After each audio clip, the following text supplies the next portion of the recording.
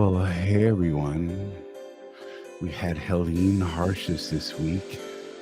We got port workers on strike, so we thought we'd take it down and bring a little mellow to the world and just kind of unharsh you guys. And we're gonna work on that right after we do this thing that we do every week. Oh yeah, the ads. Thank you. Paying too much for trucking insurance? What if you could save more by making one simple phone call and keep more profit? You could very well do just that with one simple call to Seabright Agency, 800-366-6466. Call now. Now here's a question that all owner-operators and small fleet owners should consider. What happens when you access the unrivaled advantages that are available through the ES Advantage program? We asked Jeff and Charley from Contractors Corner to share their thoughts on how they've been able to utilize the discounts and services that are a part of the ES Advantage. Your business will make you money if you do well at that business. And ES Advantage in trucking, they do really well at providing those services. So the effect that ES has had on our personal trucking operations, not even talking about what we do on the consulting arena. I've been able to save thousands of dollars a year in fuel because of the relationship with them. I have a new accountant that I work with, trucker CFO, that I learned about from ES Advantage. They're giving you that 10,000 yard kind of support from behind that creates a way for you to succeed, which is one of the things that we love, because anything you can do to help someone succeed is going to help them succeed. They make money by making sure you make money. Now, if you're an owner-operator or small fleet owner and you would like to learn more about how you can drive savings to the bottom line of your business, the ES Advantage program has the discounts and services that deliver the kind of unrivaled advantages that are designed to help you improve your overall operation. Get connected with the ES Advantage today.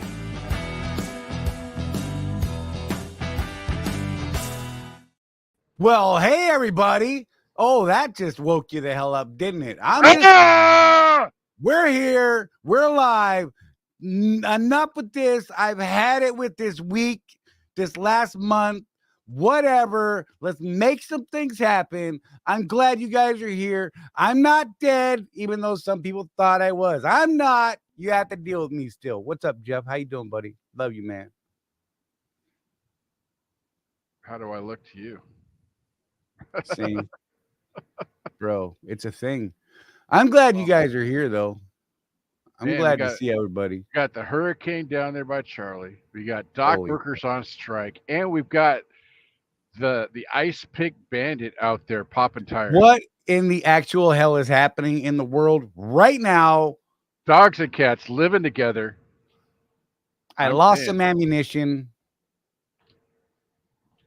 Yeah, in a boating accident in my house, unfortunately. And it's for reals. Like legit. There may have been some firearms lost in this boating accident within the home. Just saying. Oh, God, man. Look, you guys, you road warriors. I stand up. I appreciate you guys. That's what I'm going to say.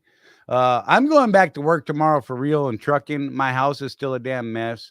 The world is upside down, but you know what? Let's talk about this stuff. I mean, we've got entire stretches of interstate. Ashland's cut off from like any sort of help other than by air. And even that's sketchy, you know? I don't even know how to process that. I mean, there's so much to deal with right now. The freight shortages that we're about to see if this thing goes on for any kind of time is going to suck for everybody, not just, you know, the guys on these. No, it's going to suck for everybody in the industry and the people of the United States. Yep. It's going to suck. Like, it's just flat out going to suck. I don't even know how to deal with it. I have my own feelings about unions and all that nonsense. Sorry. I already just lost a portion of our audience right there. That's about half our list. Look at that. Half our listeners just Right. It just lost right half there. of our tens. That Well, puts us- I'm going to come to Charlie's defense on this. We are business people. Okay? We're entrepreneurs. And I actually field these conversations all the time on some of the groups that I'm on in Facebook. I've started calling out the NOAA group because I feel like they don't actually help anybody. I'm just going to put it out there, and maybe they attack us and our ratings go up because of it. I don't care. But they don't really help anybody. But I see guys commenting on there all the time. I'm like, dude, why don't you go join the union then? I mean, it's right, Charlie.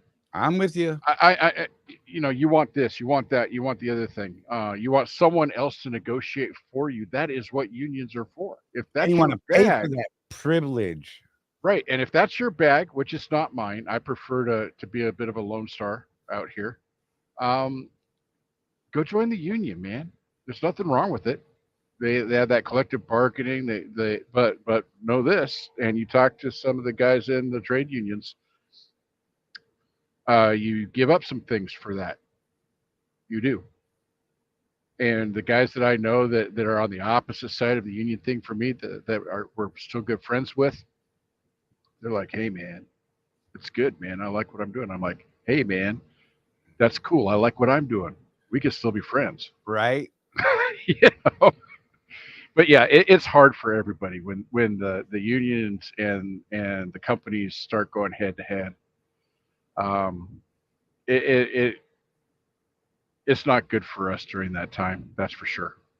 And that's about all I've got to say about that. People are saying, it's going to be harder for the company using the rail, but an awful lot of companies are using rail. Yes, Swift is one of them. I mean, there's a lot of companies that utilize rail. And, it's funny because half of the use of the rail is for capacity, storage capacity. Right. I mean, we were talking when we were in Phoenix about this, and remember years ago when Swift was really into the intermodal stuff, like hardcore into it, Charlie? Yeah. And guys would be like, yep, there's another load that I can't take. Stupid rails. And I'm like, okay, do you really want that load of Levi blue jeans that doesn't need to be in Atlanta for 2 months? Right. Because that's what that is. That's the term slow boat doesn't even begin to describe the rail system. Okay. So I want to address this real quick. Sorry, Jeff. Acceleration Rule says if it wasn't for unions, minimum wage would still be $2. You know what? There was absolutely a time and place for unions. A huge aspect was the safety of workers. Fair wages at the time were a little, whatever. But you know what? I think that time has passed. That's Charlie right here. My personal opinion. If you're a union dude, go ahead. Power to you. I don't know. And acceleration rules. I'm sure it's not what you would be normally. I'm going to double down on your statement. I think you're wrong. Absolutely. He's wrong, Charlie. He's wrong. Have it. Without unions, there wouldn't be a minimum wage at all. True. I mean, you look at when unions were formed back in the day, and literally child labor laws didn't exist. Right. People, the song "I Owe My Soul to the Company Store," that was for real back then.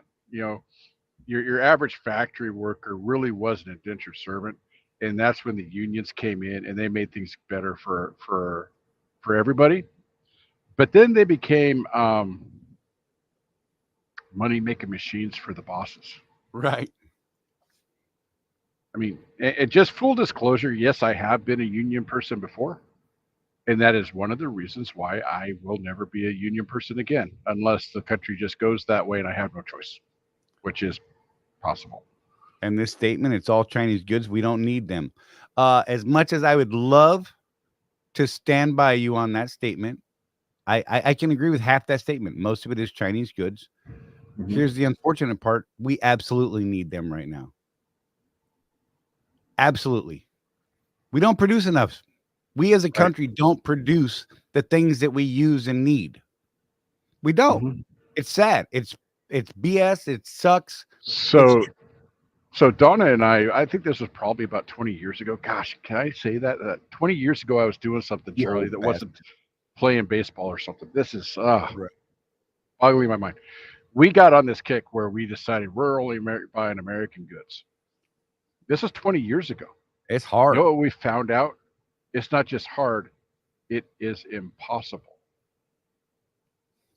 to not buy something that was made in China, Taiwan, Mexico, wherever. Trying to buy all American just ain't happening. One of the things you guys have heard me say, and we can argue back and forth and all that stuff about the merits of it.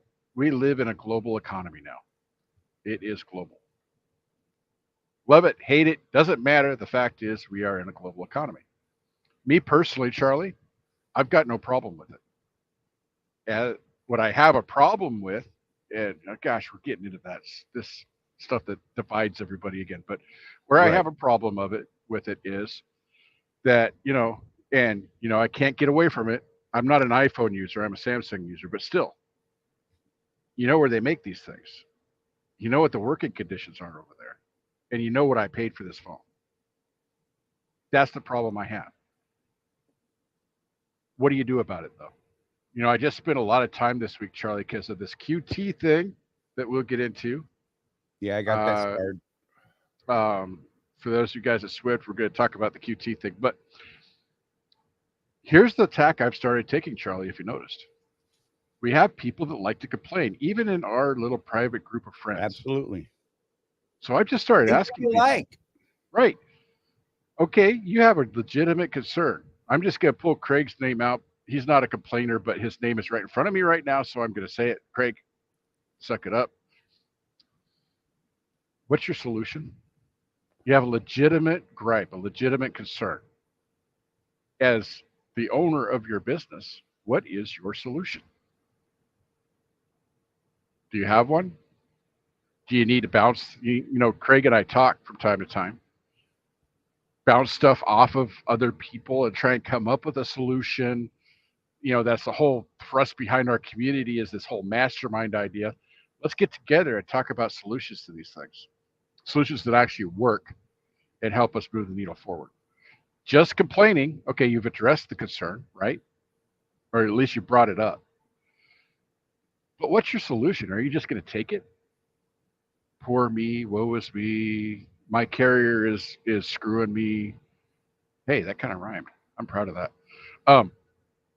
Well, Or are you gonna, do you have a solution? Because that's part of being an entrepreneur, is kind of thinking outside the box a little bit and coming up with solutions that work for everybody, so that everybody progresses. Not just you, not just your friends or whatever, but everybody, you, the company, the customers, the guy at the QT, okay, gets to make some money for his family. That's what we're about. Let's go ahead and bring the solution, bring the problems up, right, Charlie? Right. But let's start working on actual solutions here.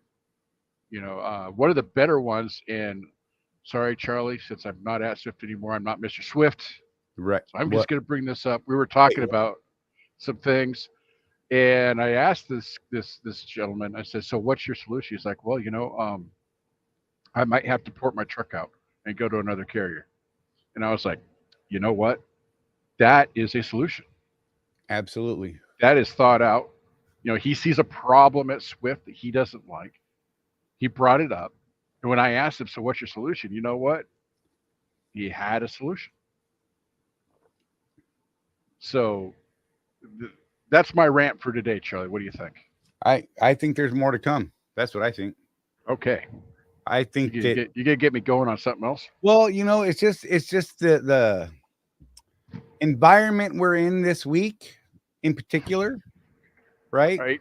There's a lot of negative pushing on us, right? Right. There's a lot of negative. We need to find solutions that are going to help us go the other way, right? But to get there, I think we have to openly discuss the pushing. Mm-hmm. before we can do the lifting, right? Mhm. And that's one of the beauties of our community is, you know, we get people that are pissed off. I'm pissed off. There's a lot of things I'm pissed off about right this very moment. One, I haven't slept like a normal human being since last Monday. Mhm. I don't even understand what sleep is. I'm He getting actually, slammed by he ac- migraines.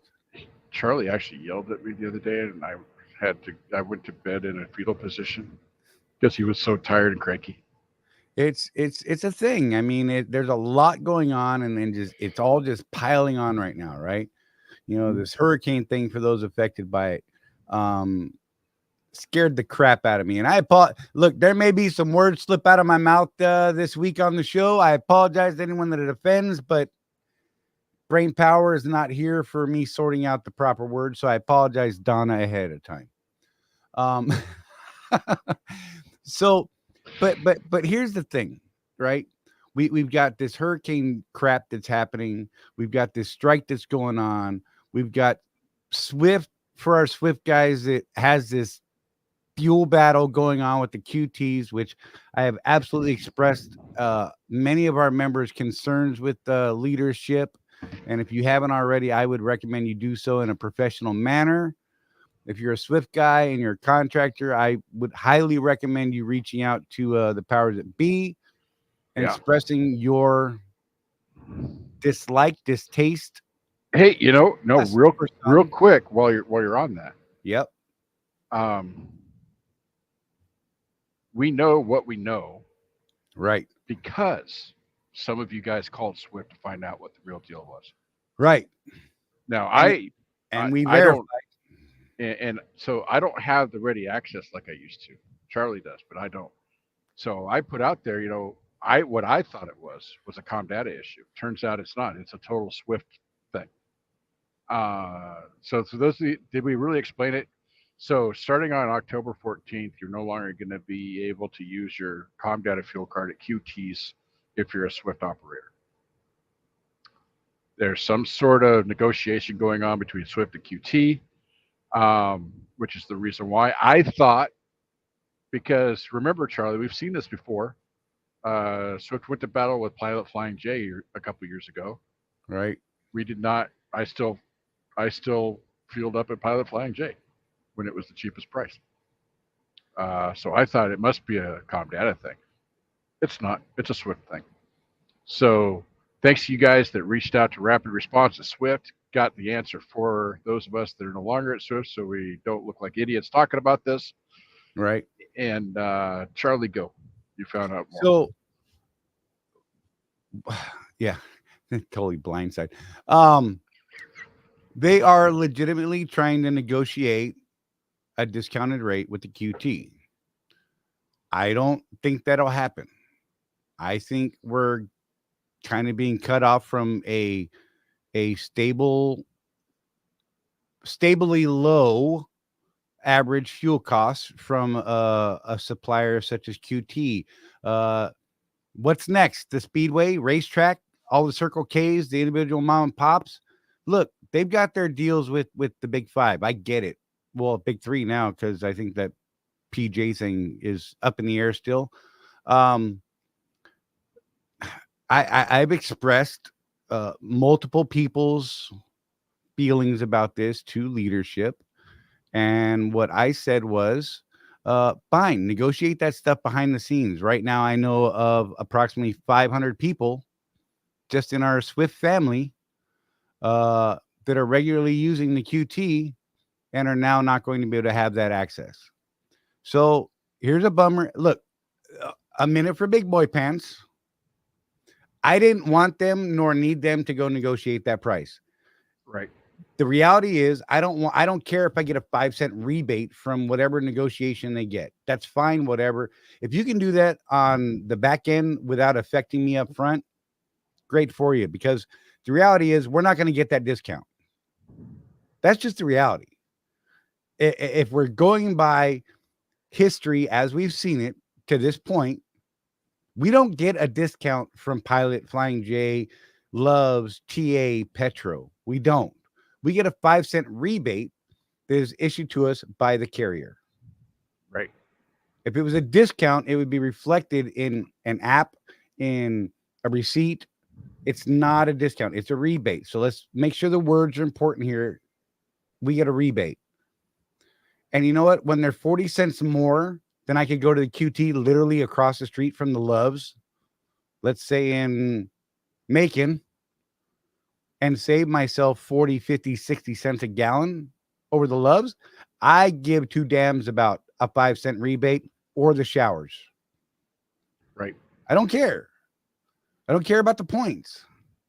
I'm saving more in my fuel cost by having found a Comdata available site, and now that's being messed with. Not happy about it. But you know what? Here's my options. Use a different fuel card. Use my debit card.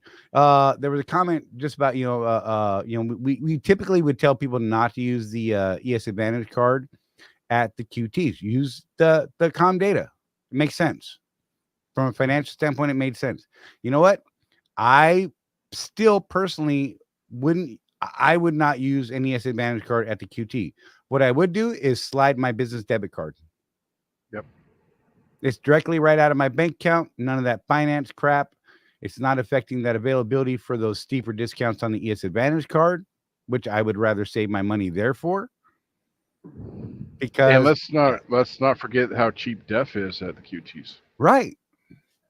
$349.9 right now. There are cheaper places out there, but as a steady rule, they're pretty good. Damn sure a site cheaper than the Pilots, Loves, TA, all those messes.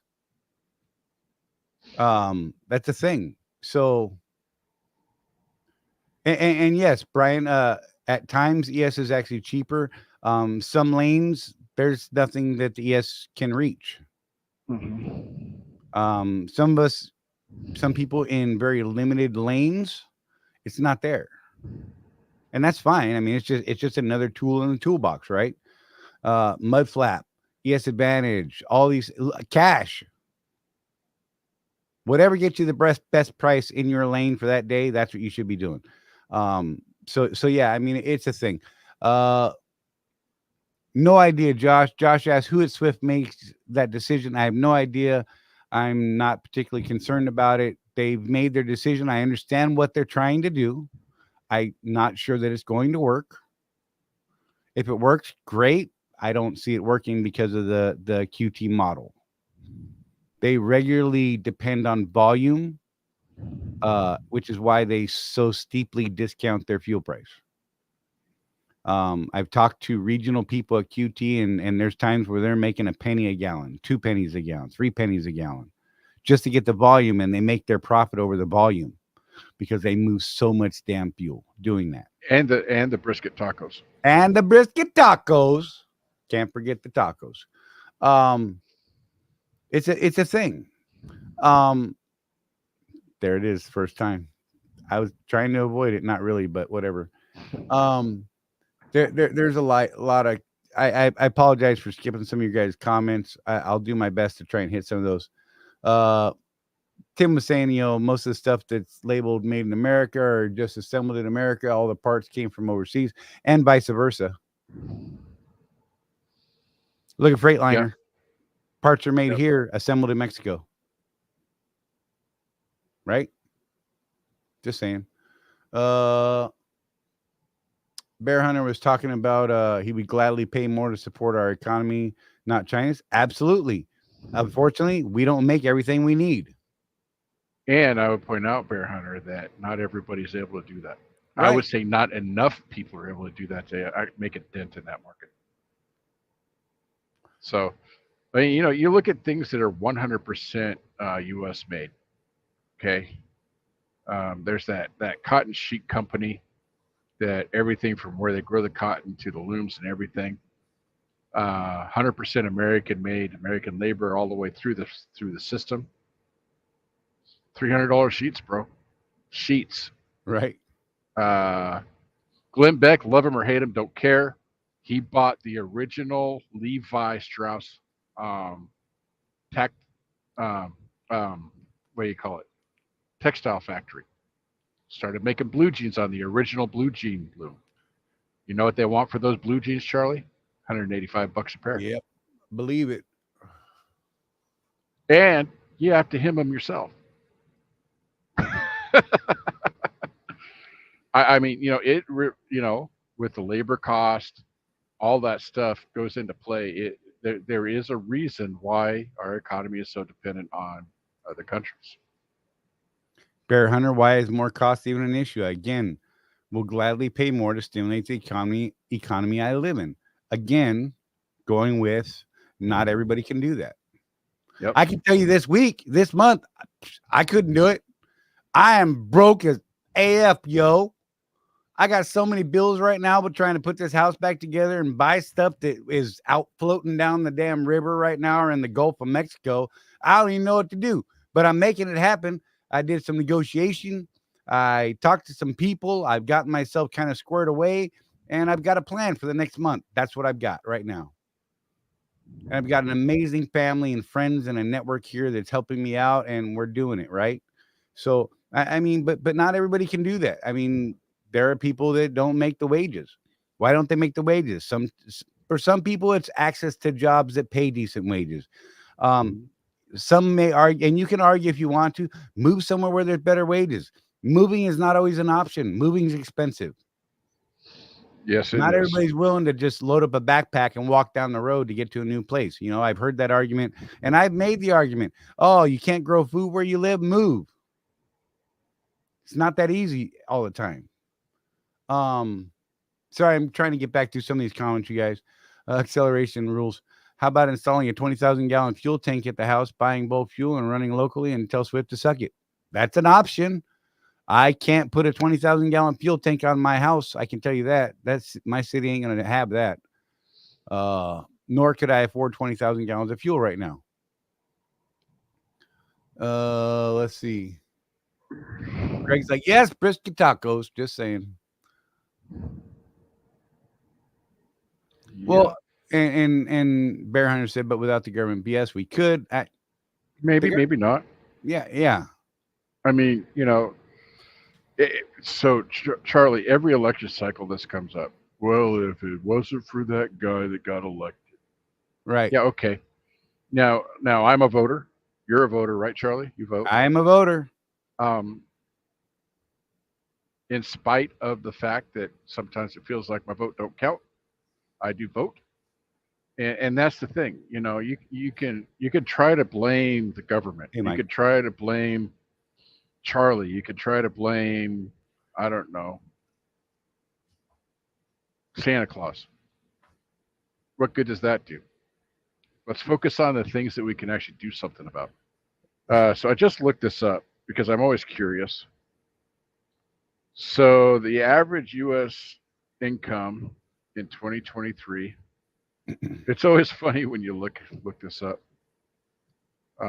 Because depending on your source, you get a different number. But we'll go with the Bureau of Labor Statistics, $48,060 in 2023 for the median annual wage of a U.S. worker. So that's what, like $4,000 a month? There's a reason why I look this up every year, because that's one of the things I look at is, did I make more money than the average person? Right. And honestly, as long as I make more money than average, I'm a pretty happy camper. There's times when it dips below that because of reasons, right? Bad economy, bad this, bad that. The freight industry is very sensitive to those sorts of things. But as long as I, on the average, stay above the average, that means I'm doing pretty good. And I think that's a healthier way to look at your situation than to say, oh, yeah, I need to make $200 million a year or some astronomical amount. Just, look at that. And Bear Hunter, think about that. I'm willing to bet donuts to dollars that it costs you more than $4,000 a month to live. And if the average person makes less than that, how are they supposed to buy all these American goods? That's my point here. It'd be nice if we could get back to making our own stuff, but I don't see it happening anytime soon. Do you, Charlie? Nope. Mike said over 1,000 U.S. companies are moving out of China, but not to America. They're moving to Mexico. Why are they doing that? regulation, cost. Mm-hmm. Because people look, let's be real. The reality is most people don't want to pay what they would have to pay for 100% American made goods. Mm-hmm. I don't care how you look at it. It's a fact. Many people, I'm going to say the majority, I don't have any facts to back it up, but I feel like the majority, just based on people that I deal with all the time, my community, things like that, I don't think the majority of people can support it financially. You know, we have this moronic belief, and I'm going to throw it out there. I'll stand by this statement. We have this moronic belief that somebody who takes your order at McDonald's is due $15 an hour. I call BS. Don't care who doesn't like it. Prove me wrong. Why does someone at McDonald's says you want fries with that deserve $15 an hour? And Which, when they first started paying $15 an hour, by the way, was yeah, the same wage that an EMT in New York made at the time. right. A dude that saves people's lives. And at the same time, they put in those damn kiosks where you can push buttons on the screen, not talk to anybody ever. I don't get it. So, throw that into the mix, and whatever, get mad at me. That's fine. I don't care. Jobs, every job should not pay $15 an hour minimum. If you want a better paying job, maybe you should acquire some sort of skill. Maybe you should acquire some sort of work history. I don't know. I don't know what to tell you. McDonald's wasn't supposed to be a career ever, unless you were, the one guy that wanted to be a store manager owner someday, right? That's a career. Saying, do you want fries? Can I hand you some ketchup, sir? That's not a career. That's a summer job for a student. That's an after school job for a student. Those are starter jobs. They're called starter jobs for a reason. I lost Jeff, but whatever. I'm going to go on a rant and probably just rail on for a minute. I apologize if I'm skipping any comments. I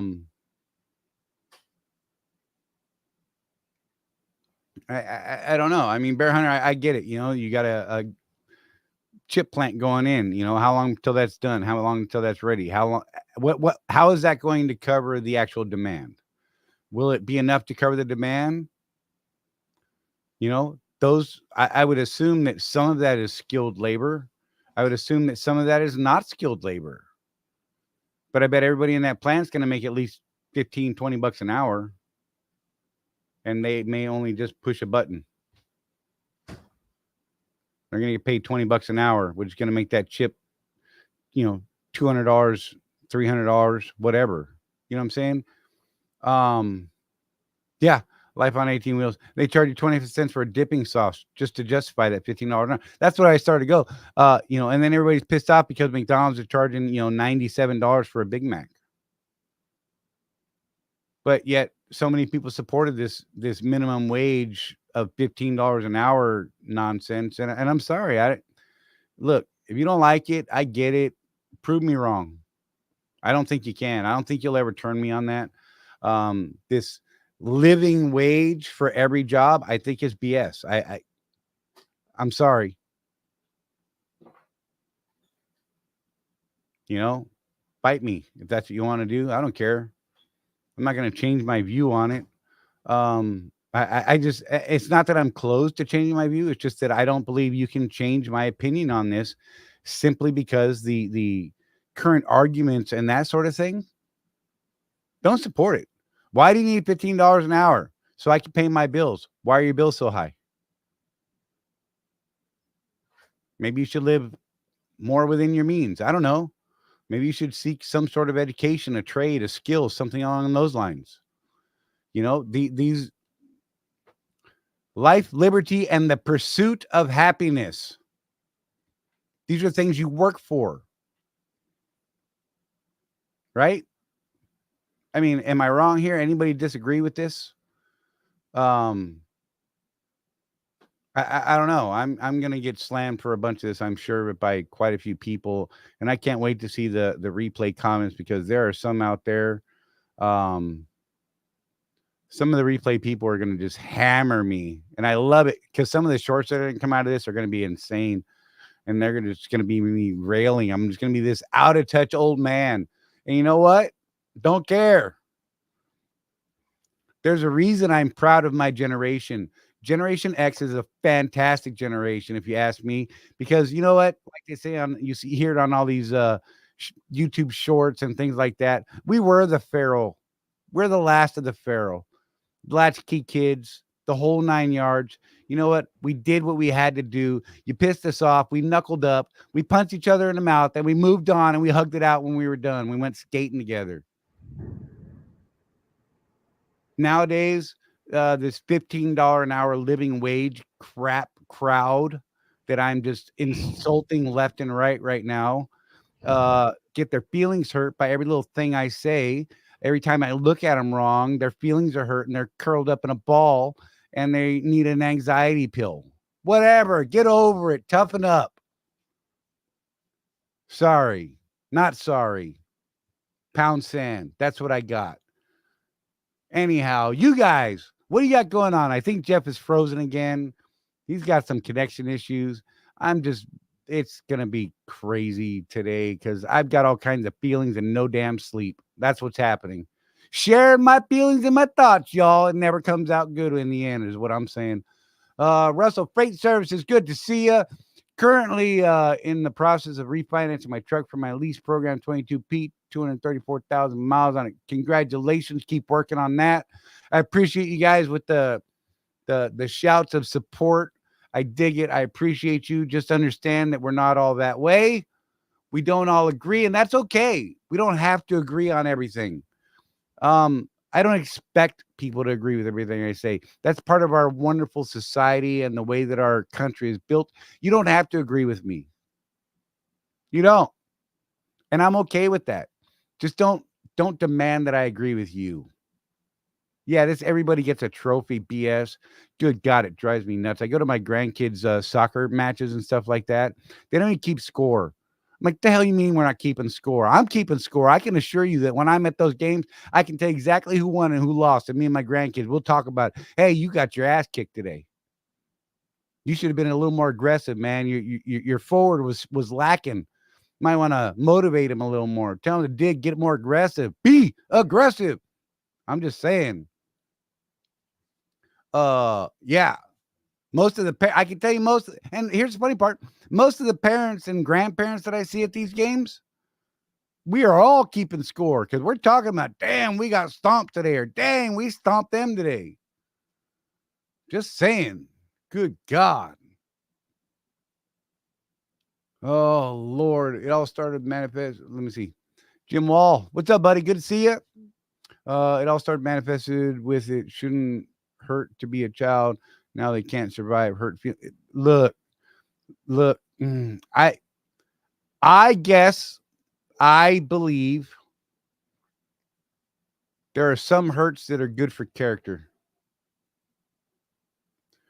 Look, good Lord, I'm unsupervised. There's no adult supervision around me, and I'm gonna go off and Donna, I'm sorry. Oh, sweet Lord, Donna, where'd your man go?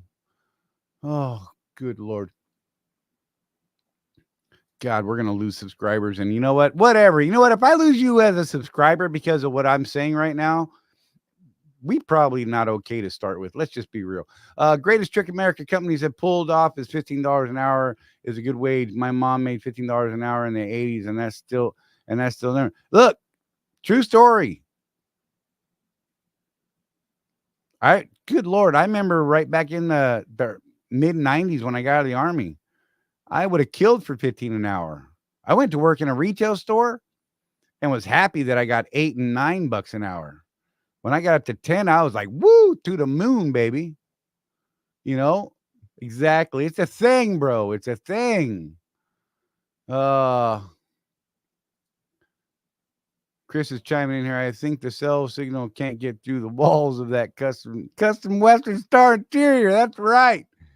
Oh my God.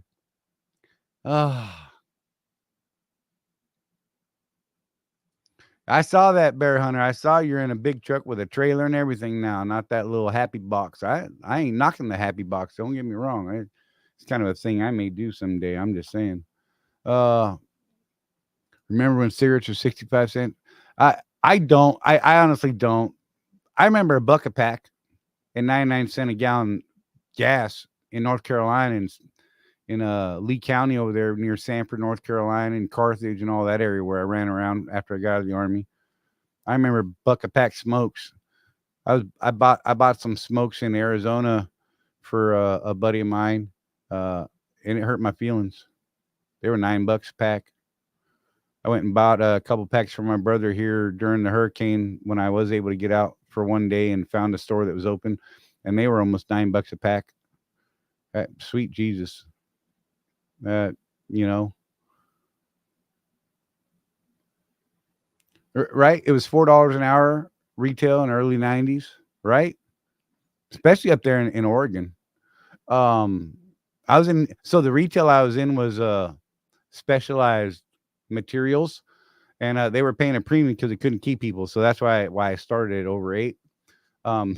They were paying well. I actually got that job just so I could quit it because I hadn't quit a job. I was going to go work there for a week, laugh, get some funny stories to tell, and quit. Ended up there 5 years. I don't know how to quit. And you know what's funny is I didn't quit that job. I actually got fired on that job while I was on vacation in Florida. Oh, yeah, I remember. I told someone the truth. I told somebody it was great. They were trying to make this one lady manager of that store. And they were only doing it because they knew that she was going to screw up and she wasn't ready. And she kept saying, I want to be manager. I want to be manager. And I told her, I'm like, you're really not ready for it. I wasn't being a jerk, just trying to be honest with her. And she's like, oh, I'm ready. I'm ready. And I'm like, they're going to make you a manager just so they can fire you because I heard the words come out of their mouth. And I told her this. And you know what she did? She went to the big boss's boss and told that boss that I had said that. And they fired me while I was on vacation for a week. It was great. They're like, hey, by the way, no rush to come back. You don't have a job. I'm like, cool. I'm moving to Florida. I appreciate it. And a couple weeks later, they fired her exactly like I told her was going to happen. Just saying. And a buddy of mine ended up taking over that store. It's a thing. That's at least number 3 or 4. You're welcome. Yeah, I'd work at Victoria's Secret for 9. Right? I mean, I would not, because I'm a married man and I would never look at anyone else, and I don't want to look at. Stop it. While minimum wage is 5 times what it was in the 90s, but driver's mileage rate is only 2-3 times traffic is insanely worse, and we're treated worse. True story. I got lots to say about that too, which will probably just get me removed from the planet. Oh, I wonder if Jeff is texting me telling me he's got something going on. Give him a minute. Okay. Yeah. How do you feel? How do you get fired on your job? Right. That's what I'm saying, man. I was on vacation, bro. And they called me. Hey, just checking in. Want to let you know there's no rush in you getting back from Florida next week because we've decided to let you go. I'm like, what? They're like, yeah, we decided to let you go. Well, why? Well, you kind of ran your mouth and said some things. I'm like, oh, you mean I told the truth? That's right. I get it. It's fine. Whatever, though. Yeah, Jeff may or may not be back. We'll see. He just popped in. We'll see if he shows up. I'm going to remove the star over here real quick, and we can take that comment off. Good to see you. Welcome back, brother. Can you hear me? Yeah. Okay. Can you hear me now? Blue screen of death. I had to switch to the tablet. Oh, that sucks. So what I missed? Did you keep on going off? And Oh, off and bro, off I literally just stopped and canceled half of our audience and probably another half. Offended everybody. Right. I think I've offended every generation except X, bro. So there you go. Well, X isn't offendable, so. Exactly. We'll fight it out. And then we'll be friends afterwards. Just saying. Yep. Oh, insurance coverage if the ice pick bandit strikes. Bandit. If the ice pick bandit strikes, yes, we have communicated with Seabright. Matt reached out to the Swift Carrier Insurance Group, whatever the hell that is, this week. And both policies have stated that if something like that were to happen, you would absolutely be covered. You would need to file a police report for vandalism, is how it would fall under, and you would be covered by both policies. There you go. Hopefully that doesn't happen. God knows. Look, whoever is doing it needs to stay the hell away from me right now, because it's not going to go well. Another comical debate follows this show. How exciting. Yeah. I forgot about that one coming on. You should put my comment back up. Which one, Matt? Let me scroll. Wait, Chris said it. What comment? Oh yeah, that was for you, bro.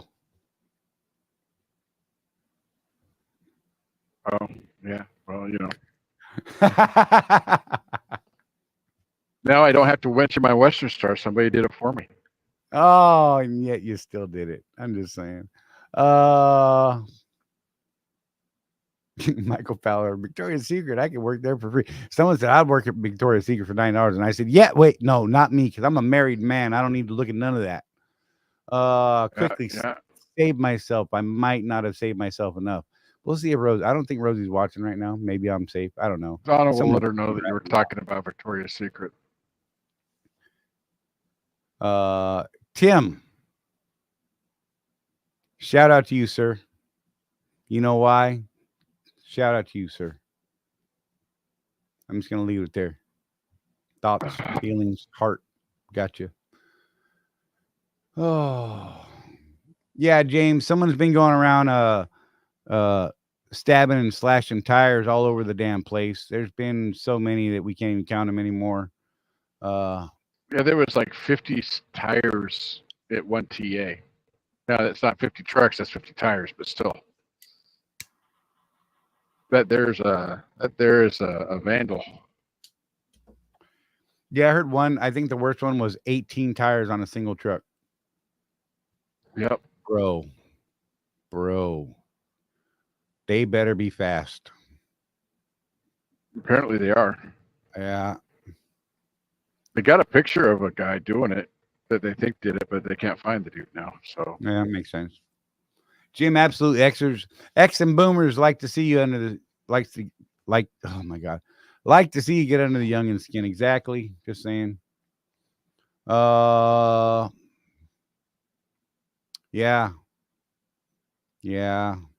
I don't even know.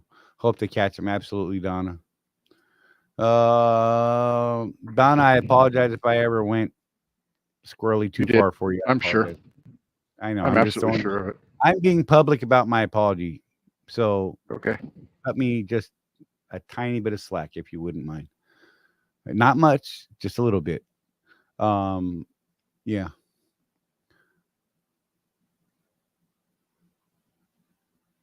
Hey, Chris said, thanks for helping him with that load, sorting out that load last night, Jeff. Yeah, I didn't get back until this morning. I apologize, Chris. I didn't even, dude, my phone has not been a priority for me this week. I apologize. I'm going to try and do better this week. We'll see how it goes, guys. Craig, I want to see you catch him. I want that on, that needs to be on a GoPro from 3 different angles. Right. I'm just saying. Exactly, Kathy. Someone's going to catch them, probably not in a good way. Exactly. Jim, 1 tire is too much. Bro, just thinking about it is too much, is what I'm saying.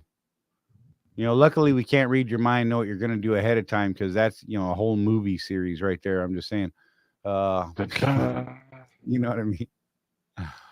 Whoo! How are you guys doing? Jeff and I have been on a bit of a tear today, so no apologies. It's just one of those days, man. It's how we're rolling today. You know, it's a thing, damn it. Jeff, how are you doing, buddy? I'm tired, man. Super tired and carrying 12 tons of luggage. I see you. Yep. It's just another day in good old Denton, Texas. Yeah. Parked at the Loves. Nice. So I'm wondering. So there was like a Verizon outage yesterday that I got caught up Yeah, in. that was weird. I saw a lot of people that were screwed over that. Yeah, it was weird because it like wasn't like a. It was a weird thing. I ended up Ubering to the Verizon store because I'm like, hey, so your phone doesn't work, right? And on business accounts, you have two-step verification, so you actually Right. need your phone to log into the website to get help. But I don't have my phone because the phone's not working. Internet was working fine. That's the crazy thing. So I'm like, Right. well, it must be something with the SIM card in the phone, right? Because that's the way it is a lot of times. So I Ubered over to the Verizon store, and the lady's like, "How you doing today, sir?" And I'm like, "What does my face tell you?" She's like, "You're caught up in that outage, aren't you?" I'm like, "What outage?" Then why does my tablet and my internet work? Right. So apparently it was like individual phone numbers that weren't working. Like literally, Charlie and I could be standing next to each other. One of our phones would work and the other one wouldn't, type of thing. It was just the weirdest thing. And then, when did I call you? Like 5 o'clock in the evening, Yeah. something like that. So it just magically started working again at about 5 o'clock yesterday evening, and I don't know. It was not a wasted trip. I did get a case for my tablet and a screen protector for my phone, so at least it wasn't a wasted trip. But still, Good God, Tim. That every morning that I'm in a truck stop, Jeff talked to me yesterday, it was yesterday. He was out there pre-trip, and this guy was like looking at Jeff, watching Jeff do his pre-trip, and he's like shaking his head, trying to figure out what the hell Jeff is doing. Guy slides his curtains back, turns the truck on, and drives off. Can you imagine how screwed he'd have been with a couple of flat tires on his tractor and trailer? Would have known. Yeah, that was like just bizarre to me. I mean, whatever, do your thing, I guess. Kathy, I'm glad you're good. Kathy, I'm going to tell you that that referral actually came through and it was clutch. It hit this settlement, and I can tell you that, yes, had it not been there, I was in a different situation, honest to God. So thank you. I appreciate you putting, excuse me, I appreciate you putting me down as a referral, and we got that. So I just wanted you to know. Jonah, I'm glad to see you, buddy. I'm glad you're doing well. But yeah, Kathy, back to the rain thing. I'm so over rain, like every day, even after this storm, we've had some. So we're out there trying to sort crap on the yard, you know what I mean? And good God, you think, okay, we're good for a while, and then all of a sudden it rains for 5 minutes, just long enough for you to put everything away to keep it dry. And then it stops as soon as you get it all put away. But if you left it out there, it's ruined again. So just throw it on the damn pile. Oh my God. What's this? Had a flipped over car in Denver a few days ago at 3 p.m. Thank God I was going south north with a parking lot. Yeah. Oh man.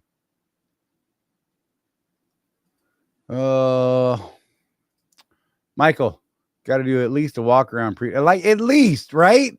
I mean, at the absolute it was actually least. I think what baffled this guy was I was doing a Charley feel of the tires. Nice. Tire porn. Can we say porn? And I think he was baffled by that. I was actually like, Donna's gonna let me know if I can say that word or not. I'm sure. She's gonna say no. I know. It's no hesitation. A lot of power in central North Carolina, but the mountains got destroyed.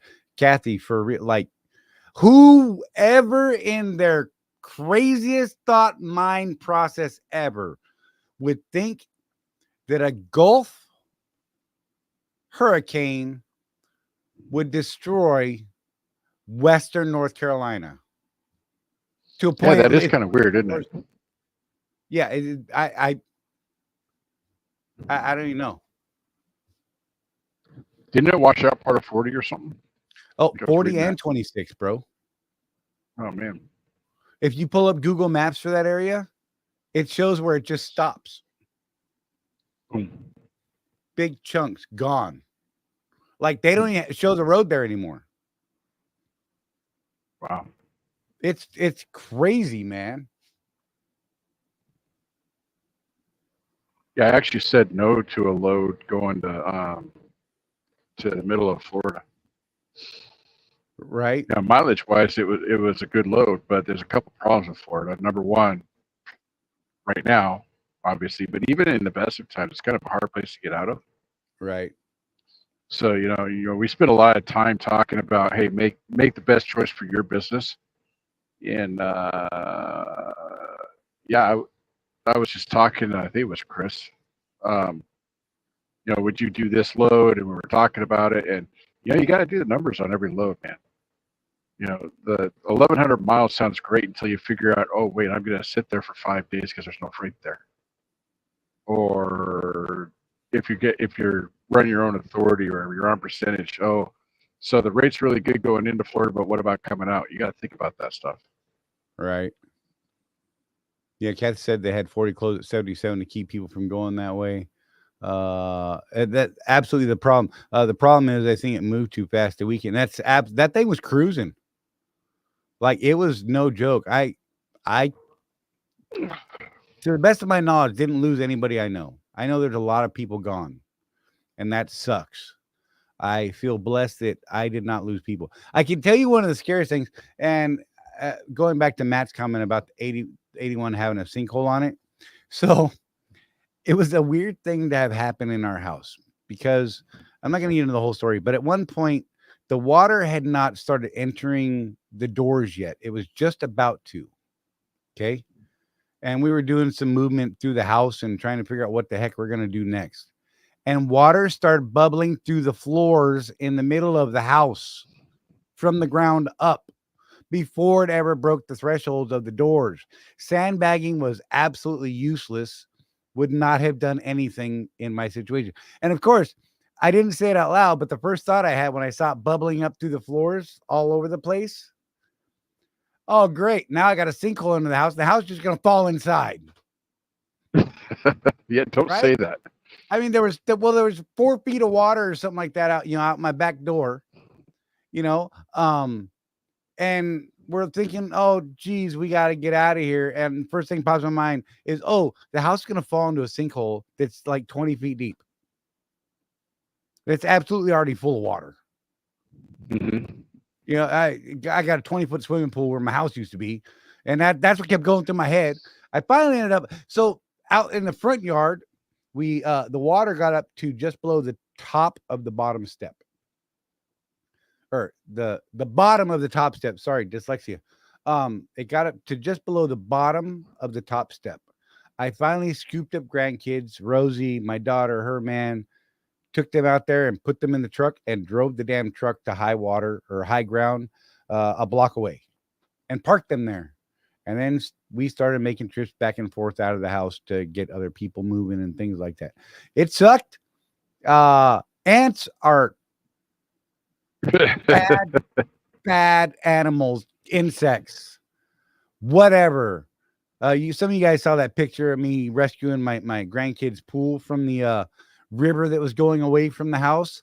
And Chris asked if I defeated the ants. I did not, sir. They claimed that pool. I think there may still be some in that pool hanging out. Were they army ants? They were every ant. They're like Marine Corps ants. They were everything there, man. There were so many different ants there. I couldn't figure out. Some were the biting type. Most were the biting, stinging type, right? And I'm pulling them back to safety, bro. And they're attacking me. And I'm like, stop it. And they're like, set us free, bro. Set us free. We had lots of fire ants floating around in huge balls that you might think was just, like debris floating. No, you touch that ball, they climb on. I was like, hey, that's cool, bro. Climb on. I'm not going to mess with you. It's fine. And then they start biting me. Why are you biting your island? Edible island, man. I guess, bro. I got so many spots from... Look, and I got one in a not great place. A place. Tain't gonna tell you where it was. All right, that's what I'm gonna say. It Still right this moment, I can tell you it's not pleasant. That one of all of them. I bet. No good insect having something or other, 3 body pieces and 6 legs, pound sand. Gonna exterminate me some ants over the next couple of weeks. I'm going out and buying me so much Andros. I'm gonna cover the yard in it. I'm gonna cover the neighborhood in Andros. Okay. Oh God, I'm all fired up. Them damn things. I don't even understand. Like, leave me alone. I'm helping you. I'll move you from point A to point B. Stop biting me. Chris is helping you out there. I love you, man. Good Lord, I don't need to see anymore. They're everywhere. Whew. It is hot in my room. I got this dehumidifiers and fans, and they're way stronger than the ACs. What I'm saying, they are no joke. Good God Almighty, it is hot. I'm gonna start sweating like I'm in church. Everybody knows I should not go to church with my mouth. Just saying, people don't like it. Oh, Trucker Tim. Reminds me of when I accidentally stepped in a yellow jacket nest while cutting the grass a month ago. You know, in Carolina, I did not know that those giant bees lived underground. They're like massive, angry bumblebee jiggers. I did not know that they lived underground. And I was weed whacking. And I took the top off this tuft of grass. It was just random out of nowhere. I was like, I'm going to take the top of that thing off and level it. And they started shooting out of there like automatic gunfire. And I dropped my weed whacker, still running, and ran like any smart man would do. Just don't talk about it and don't tell people, but I can't help but tell on myself. Just saying. Oh, Matt, I appreciate, brother.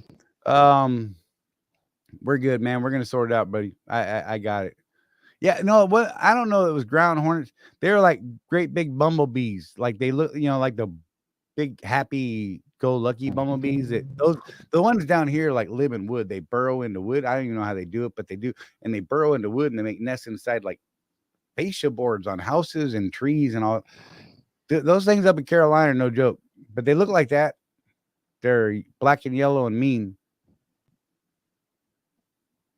Just saying. They came out. I'm like, oh God, run. Told everybody to stay in the house. And then I lit it on fire. That was the thing. Oh. It was probably 2 gallons of gas I poured, I think. And that was a whole nother, you know what? That was a whole nother story, Jeff. Because I lit that 2 gallons of gas. Wasn't thinking that through at all.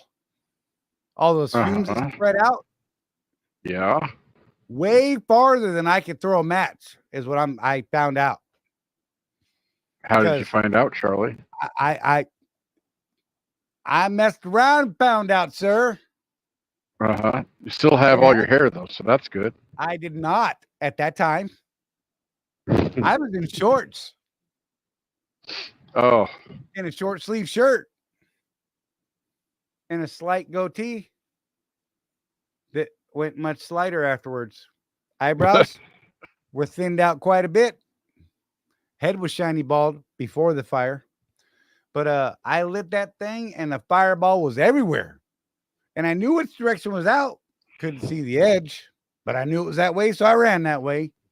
Lots of burnt hair that day. Just saying. Don't like it. You learned something. It's not cool. I don't recommend it. You know what's sad about that is it was only probably 2 weeks prior to that I had poured I don't know 3 or 5 gallons of gasoline on a great big pile of debris and yard brush and crap like that, and had the same thing happen then. Just a couple weeks before. I was much younger. That was probably 26 years old. So how many times before you actually learned something? It was the 2. Okay. I haven't done it since, I promise you. Nope. In fact, I encourage people. I'm like, you might not want to use gas, bro. They're like, I got this. I go that way. And I step back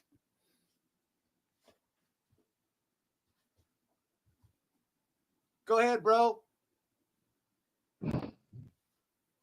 And I'm there to smack him in the head, putting the fire out only, of course, Of course. as they come out of the bowl. Yes, Florida man before moving to Florida. It was like in North Carolina, man, like backwoods. I'm just saying I was down with that stuff. Whatever. Great. Fire. Sir, indeed. Yeah. Whew. Oh, that's pretty good. Spray the bees with adhesive. Look, I won't mess with regular honeybees. And I tend not to mess with what I call the big bumblebees, the ones that eat in the wood. I like those. Those things actually amuse me here in Florida because they're very curious, as are bumblebees. And they'll come up and fly and look, they'll like stare at you, right? And hover. And they'll go away. But it's when people start smacking them, they don't like that. So I always tell people, like, especially with honeybees, I'm like, don't ever smack a honeybee. Number one, it's bad. They put out that pheromone, and then every honeybee in the area comes to bite your face off. And two, they're honestly just curious, is what I've come to realize. I remember one day at my brother-in-law's house in Chino, California, there was a sprinkler head that was leaking. And there was like 100 bees crawling all over the sprinkler head, like a big ball of bees. They were just getting the water. And I got down on my hands and knees and I started petting bees. Right? Just very gently. Had a couple crawling on me and I'm just like, oh, they were cool. Like if you don't hurt them, they're not going to hurt you. I mean, you know, unless they're like freaked out, and it's usually because you freaked them out. Let's be real. This is not trucking talk, but it's real. I don't know what to say. I appreciate it. Is live. It is live. It is Trucking Talks Live, and we're talking some trucking stuff. And if you want us to get back on track, maybe you could throw us a suggestion down there in the comments, and we could maybe touch on that because I am completely off the rails with no focus, no sleep, and no. My field is barren, y'all. I'm just saying, what? Those you know. My love just walked in the bedroom. I can see her. She was making spaghetti. I can't wait to go eat spaghetti after this. My love, come here, please. I'm just going to put her on the spot. Baby. Beautiful lady. Did she just walk the other way on purpose? Baby. Come here, my love. Come here, my love. Come say hi. I know. She's like, I'm trying to get stuff done, sucker. Boxes in the middle of our room. Move this that way. Come over here for me. Come say hello. Let people know that I didn't. Wait. Hi. Wait. There she is. Hold her up. That's the thing. She can peek. I'm good. Thank you, my love. I love you so much. That was kind of funny. Oh my gosh. Back to the strike. What does that mean for us? Life on 18 wheels, getting us back on track. I don't think we particularly know. I think we're going to see a bit of a freight shortage in certain areas, and depending on the length of this thing, it could spread. Right?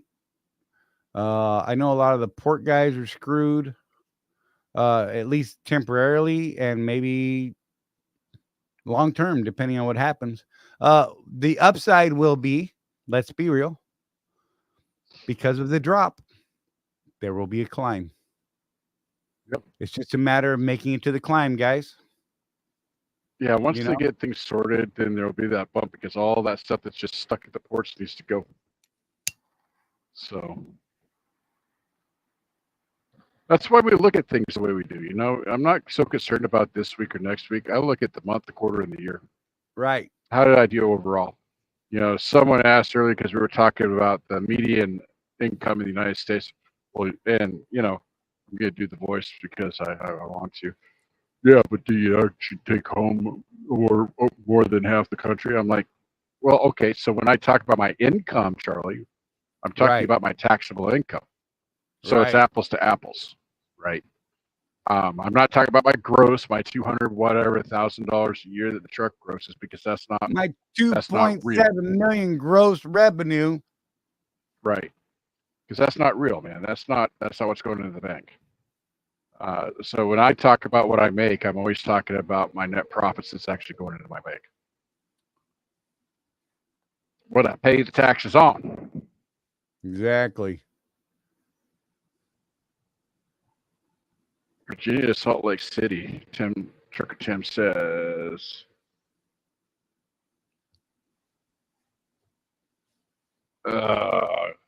Now one from Grantsville to Utah to Moxie, Washington, just crossed into high taxation, Oregon. Yes, that's a thing.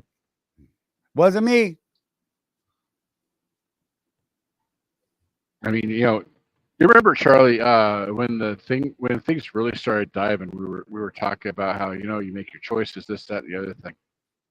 When freight market gets the way it has been the last couple of years, do you still have the choice? I think you do, Charlie, but you can't. I think you got to just keep those wheels turning. Yeah. I think that your choice is to either make money or not right now. Right. And let's it's be not. real. Oh, I don't. Or lose money sitting. Right. It's not. It's not like it used to be where I could just say, yeah, I don't do Oregon because of that tax. Well, now I've got to do the numbers to say, okay, I'm not going to make as much money going to Oregon, but is it enough money? Right. Right. Is it enough money to pay my bills? Because that's where we're at as an industry. And okay, so there's these guys that are still killing it out there. But Charlie, do you drive triple step decks and windmills and exactly all that crazy stuff? No, not me. If you can specialize, guys, well, I'll point out the windmill thing because that's something that I actually looked into a few years ago. If you get that specialized, where you've got a trailer that hauls this thing, right? Then it really doesn't matter what the economy at large is doing, because as long as your market is still moving freight, you're still getting that $5, $6, $7, $8 a mile, whatever it is, because those windmill pieces need to get out to the field to be installed, because we were talking about government earlier, because the government says we got to have wind power. So it doesn't matter what the economy is doing, that specific operation is going to continue. When you're doing dry van or reefer or just regular flatbed, I mean, man, building materials, flatbed guys, the housing market, flatbed guys are sensitive to that. Grocery, when let's see what happened this last year. So there was a crop that failed somewhere that was a big enough failure that it killed reefer guys for about a month. Yeah. So, unless you're really specialized in something that doesn't depend on the weather or the government, or that's the wrong thing, the economy to need moved, industrial equipment seems to be a really good one to get into, because, when someone needs something like that, it's just got to go. That's why I think, if you go over to Landstar, they one of the things I know that they push for is, hey, you want to learn flatbed? You want to learn how to do overdimensional permit loads? Because that's where the money's at. Same thing here at Panther. Hey, man, I think you should find yourself a teammate and get on those military loads, because that's what really pays well. Right. In the expedited land, there's three things that you can do that really make good money: military, medical, and white glove. Right. You make bank doing those three things. And again, military needs their bullets. That's what you're hauling, is small arms usually. Medical, hospitals need their stuff. It doesn't matter what the economy's doing. Hospitals need their stuff. White glove, dare I say it, Charlie? It's rich people want their stuff moved, and they want it done a certain way. So there's always a market for that. Right. But here's the thing: how many people, Charlie, do you know that actually do that stuff? Right. It's a very small group of people. Right. In the overall scheme. in the overall scheme of things, it's a very small market. It's a niche. To get into FedEx, white glove, you got to buy into it, right? Right. So, if you want to do stuff like that, let's plan for that for your future. If you want to get into this more specialized stuff, let's talk about it. Let's get a plan in place so that you can go from, we're going to pick on Swift because we love Swift so much. We actually do like Swift. But Right. go from lease operator at Swift to doing this other thing you want to do. Let's get those steps laid out. Let's get you rolling on a plan. And it's not going to happen overnight. It's not going to happen most likely in a couple months or maybe even a year. You got to do the step by step by step by step. You start here. You're going to end up over here. Let's get those little steps in between going for you so that you can get into that market that you want to be in. Right. Maybe it's not so dependent on the economy, so dependent on politics, so dependent on unions, right, doing their thing. So that's where I think people, I don't know, people don't even know that those opportunities are out there sometimes, Charlie. Right. You don't know what you don't know. You don't know. So Chris said something here. I would think the government would step in about a week. He was talking about the strike, and Brian just followed up with Chris. The government doesn't want to step in because they're worried about votes. Otherwise, they would just like they did with the rail strike last year. True story.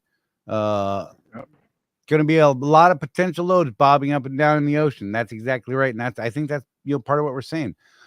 Eventually, it's going to make landfall.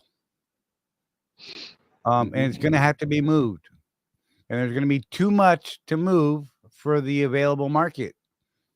Trick is being in the right spot at the right time when that happens, and you might find yourself with some fat rates if you're in a type of operation where you get to negotiate rates. And if you're not, you just want to stay busy, again, might want to just find yourself in the right spot at the right time. Trucker Tim said, I did learn from our back and forth of fuel talks from late August and fueled in Boise, Oregon, or in Boise. Oregon had a cheaper pump price, but Idaho beat it after the IFTA. There you go. Yep. So, I'm glad, Tim. I'm glad that it is sat there, resonated, and makes sense to you, sir. I am 100% thrilled by that fact. It's hard for some people to really pull it in and hold on to that, right? We need to be doing this math every day, all day, checking out what's best for my business today. And there's, that's in fuel, that's in insurance, that's in your accounting. It's in all these things that we talk about so regularly, going to insurance. This is one that I love, and I know some of you guys are tired of hearing me talk about it, but I can't help it. I compare things like our Seabright insurance package to OIDA and the lack of gap coverage and things like that. And we've heard people say, I've never been in a wreck. I'll never total a truck. What are the odds of totaling a truck? And then, a couple weeks later, one of those people totaled a truck. Right. I can tell you the odds of me being flooded at the house that I'm in right this minute. I can tell you that I have history back to 1959 to my buddy that lives right behind me. He's been here in that house since 1959. Last year, we had a historical high, and it almost made it to his yard.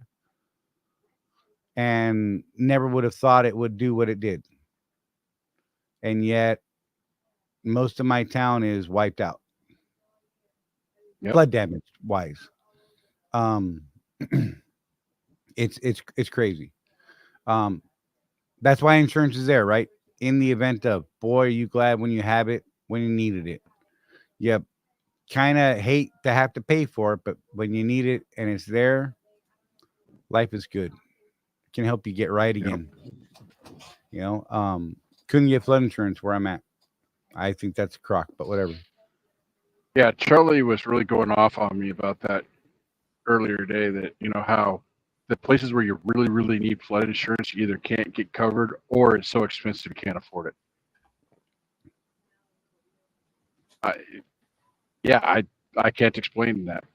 I understand the insurance would and have had flood- actuarials and all that stuff, but I would have had flood insurance, knowing that this house hasn't flooded since at least before 1959. I would have paid for flood insurance had I could have afforded it, right? Nope. nada. Just saying. I would have paid in, you know, what, the last 8-9 years, something like that, I've been in this house. Just saying. Yeah, if it hasn't flooded there since '59, and people actually paid their premiums since all that time, the insurance Right. company would have been well in the money. Right? I don't get it. Especially, well, you know, I don't know if people know this, but you know what insurance companies do with your premiums, don't you? They invest it. So they're getting a really good return on that money through their investing strategies. And then that's how, like, if there's ever a claim, they've got, you know, the billions to cover disasters because they've been investing that money while there was no disasters. Right. So, Hopefully you know, invest I'm just saying. wisely. Well, you know, there was that thing in the early 2000s where a couple of Right. insurance companies went belly up because they invested poorly. But It's weird, man. I don't know, but there's clearly a problem with some of the insurance stuff out there, and you know, maybe even Tony would yell at me and be like, "Nope, it's there for a reason," or maybe he would agree. I don't know. I just know that for, you know, poor dumb schmo like me, and I'm not playing poor me. Don't get that. Don't twist this up, because the first one of you that says it, we're fighting, bro. I'm just saying, you know, I would have paid into that system because, you know, it just would have made sense, right? Yeah, I don't know. I don't know. What do you want from me? I am gonna light my cigar. Dead air.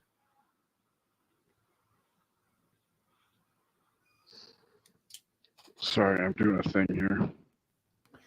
Jeff is doing a thing, y'all. Yeah, and I apologize if you've heard some background noise that you're not used to hearing here. I do have people walking back and forth in front of me. You're just not aware of most of it. We still got a lot of cleanup. I told Chris, come hell or high water, I will do a show. High water came, I'm doing a show. I'm just saying. It looks like nothing ever even happened here except for my ragged, tired self that needs a haircut. And oh God, Jeff, I finally got a shower last night. Really? Oh man, just the layers of stuff from my foul, disgusting, dirty body, because it's the first chance I'd had since before the hurricane hit. And wearing the same crusty clothes because I didn't want to ruin anything that wasn't already ruined. You know what I mean? I figured I'd just destroy this set of clothes and call it good, and maybe it'll walk away on its own afterwards. Oh, it was something else. Jim, I swear I'm gonna kick you in the nuts. Turkington, you pay for all those years only to have them raise your rate, right? It's a thing, whatever. I can tell you that my car insurance typically doesn't raise rates. I know that I've now been with them long enough that I don't have to worry about them canceling me. Jeff, are you still there? Nope, we lost Jeff again. He's frozen. He did something. It's funny. Oh, now you're back. You're good. Your screen was frozen because you're tabbed out. That's what it is. Okay, do your thing, bro. My bad. Acceleration rules. Last time it was at a port. There was an 18-year-old kid running the crane. Oh, last time you were at a port. Yeah. Okay. That doesn't sound unsafe at all. Exactly. Right? I know. It's totally a thing.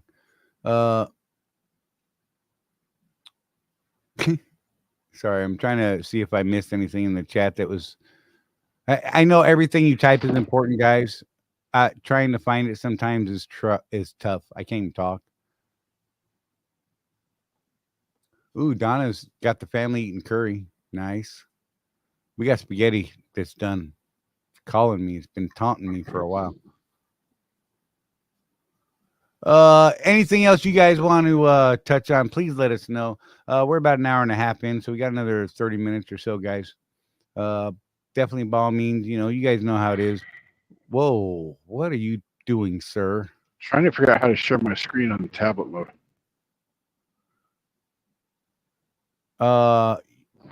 You want to share your screen? Yeah, hold on. I'm going to send it to you. Find the present button.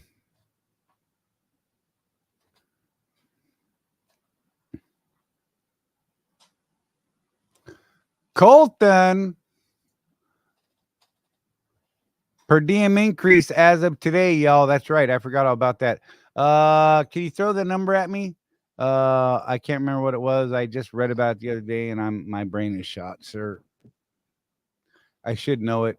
I really focused on what that number was because I thought it was a pretty significant jump.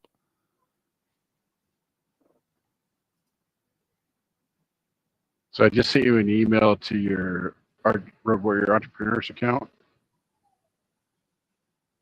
Okay, let me pull that. And since we're talking about Colton, go ahead and share that picture, since I can't figure out how to do it because I'm dumb. Yep. Let me go do that while you chit chat. All right. $80 a day. So Colton, that's less than 20%. Man, it's always got to be a formula, doesn't it?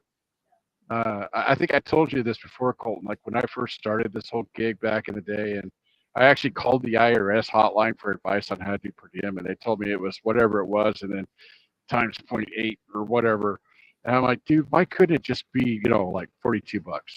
Why does it have to be a freaking formula? But hey, that's why we need Colton.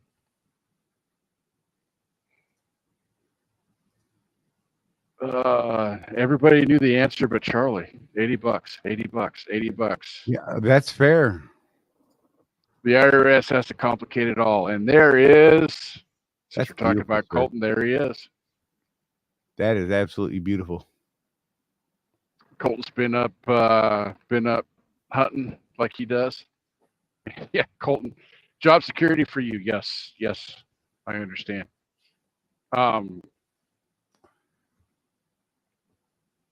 I'm assuming you were hunting in Utah. There's no trees in our area of Utah, just so everybody knows. There are up in the mountains.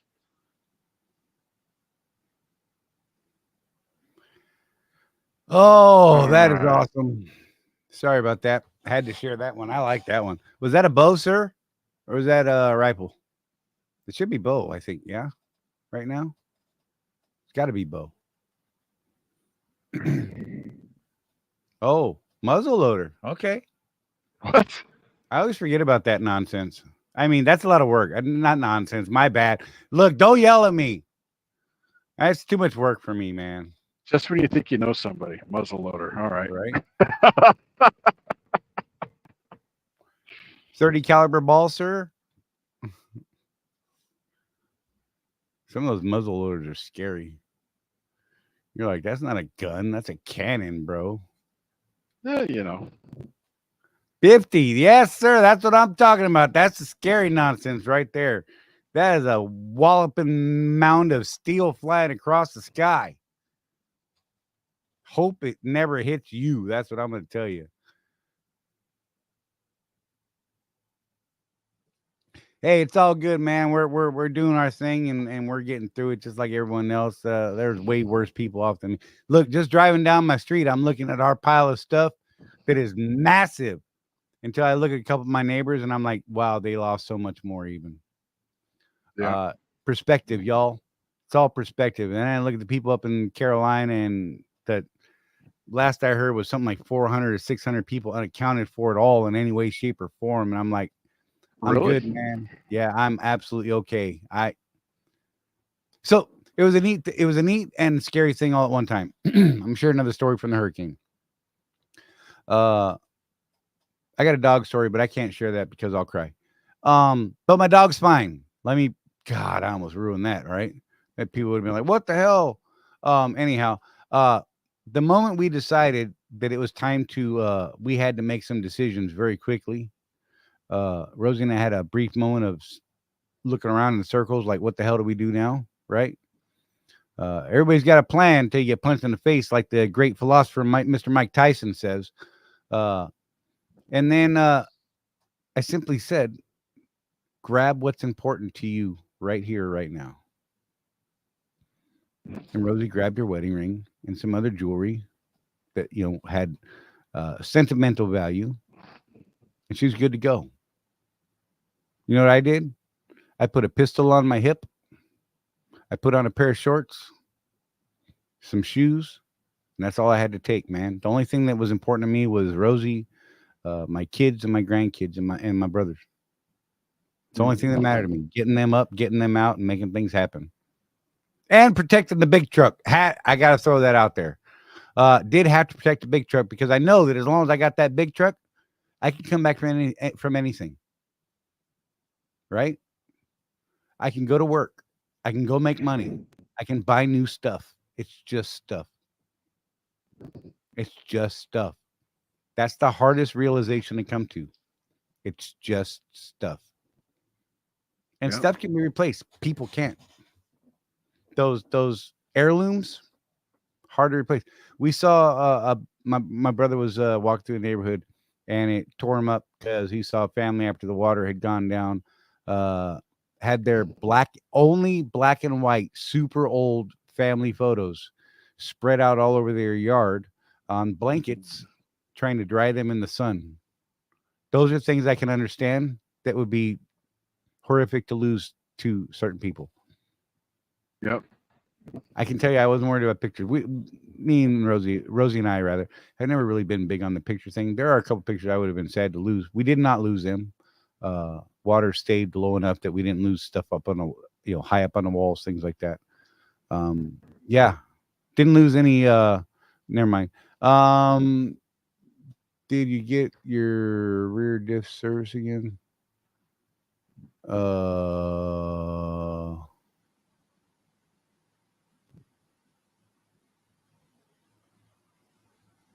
trying to figure out what Chris is responding to. Getting around all that nonsense out there with the closed highways and stuff.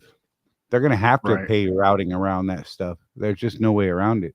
And that routing around there, let's be real, that's going to be a damn nightmare. Yep.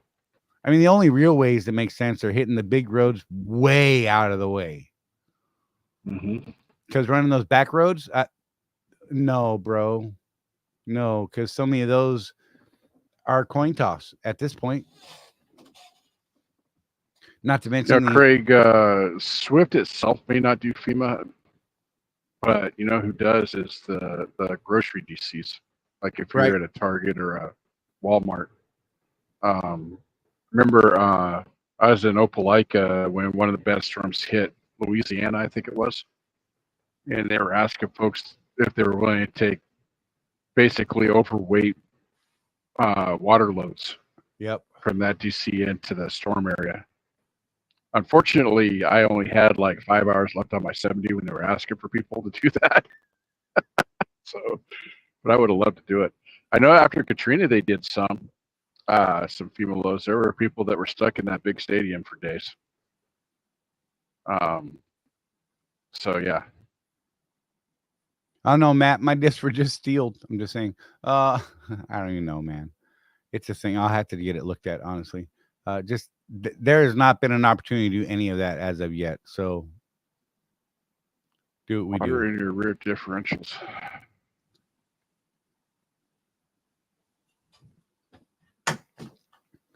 Let's see.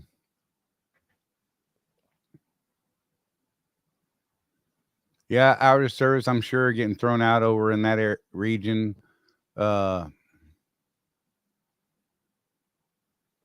Yeah, Trucker Tim. The extra truck traffic drive around the closures will make parking even worse, right? Yeah. Yeah, Matt, I hear you, bro. I know the breather tube. Look, I didn't even think of that. I know it's a thing. I can tell you it's not at the top of my list right at the moment. Right at the moment, there's going to be some water. Right now, it's just what it has to be. I know. Stop yelling at me. He is shaking his head, shaking his fist at me. I know it right this minute. Here you go, Matt. Here.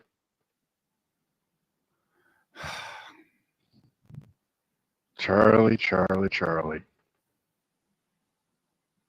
Yes, sir. All right. Now let's move the hell on.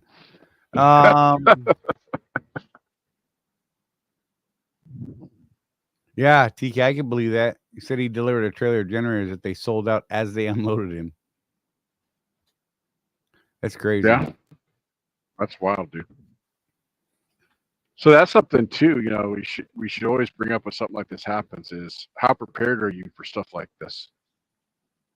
You know, every time there's a really bad storm like this, I start seeing comments on the Facebooks and elsewhere. Yeah, man, I'm gonna have me a generator for next time. Well, you probably said that the last 3 storms, dude. Wait. Go get a generator. You're gonna love this. Mm. We had a generator. Mm-hmm. Our power didn't go out. The generator was underwater. And you know this because, Charlie? Because I got electrocuted over and over and over again trying to get a damn what's it called light bar or power strip unplugged from a wall so we can continue doing a little bit more before it reached the sockets. We had one damn power bar that was underwater, and I kept trying like the devil to get close enough to pull that thing out of the wall, and the closer I got, the more it stung, man. I finally gave up and said to hell with it, turned the power off to the house. After that, we had to leave the power off for a while, and we did manage to get the generator out from underneath the water. It was half submerged, and guess what? We cleaned out the air filter, kind of tipped it up on its side, knocked some water out of it, put fresh oil in it. Sucker fired up.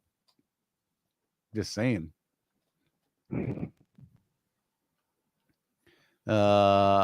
He's trying to trigger me.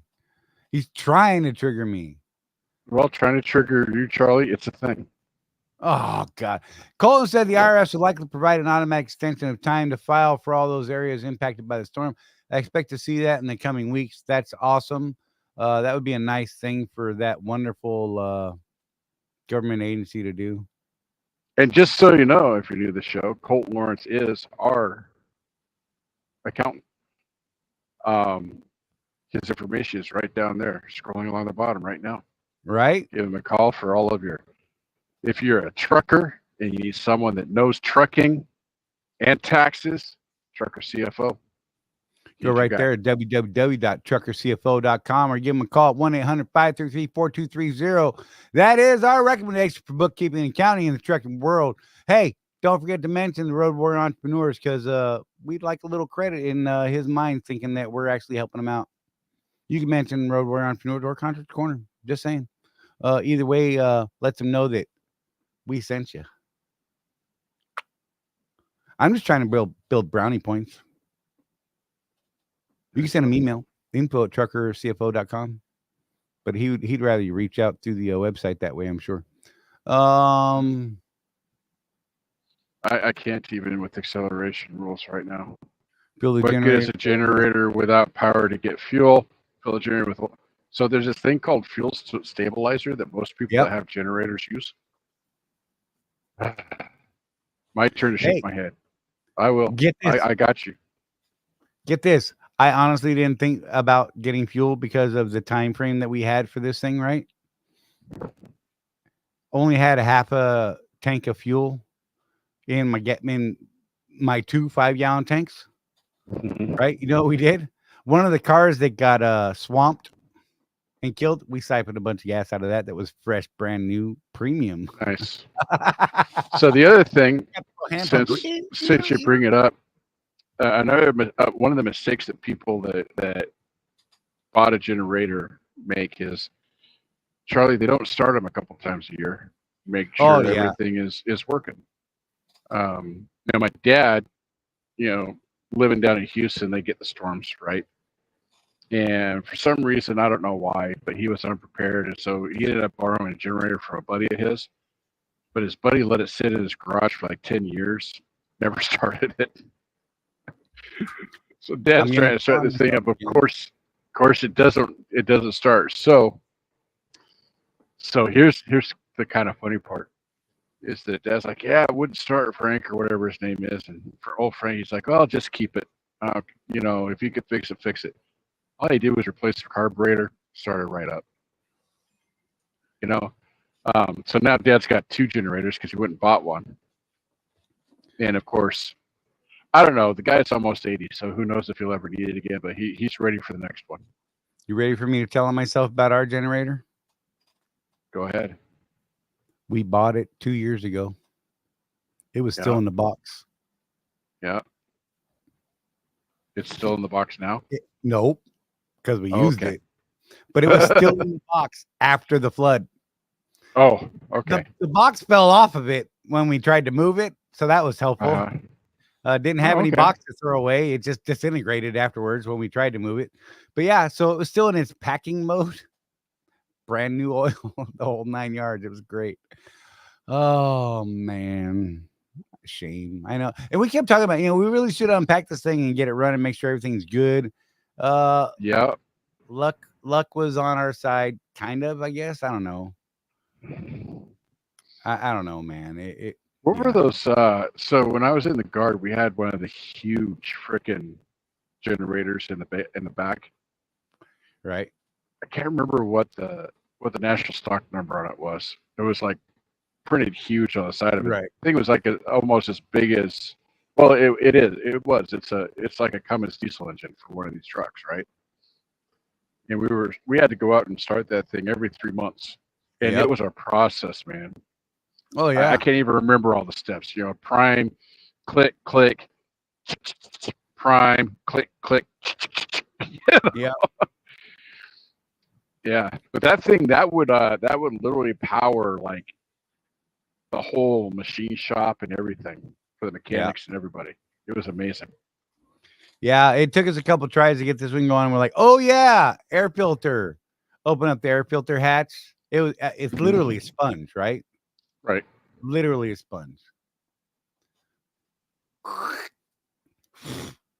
Put it back in. Had it on full choke. Pulled it twice. Got nothing. Put it to half choke. And as my buddy pulled it, I slid the choke to run. And as I was sliding it started. It was just nice and purred like a baby. Oh, you're talking to all these young guys. What's a choke, Charlie? Oh, sweet Lord.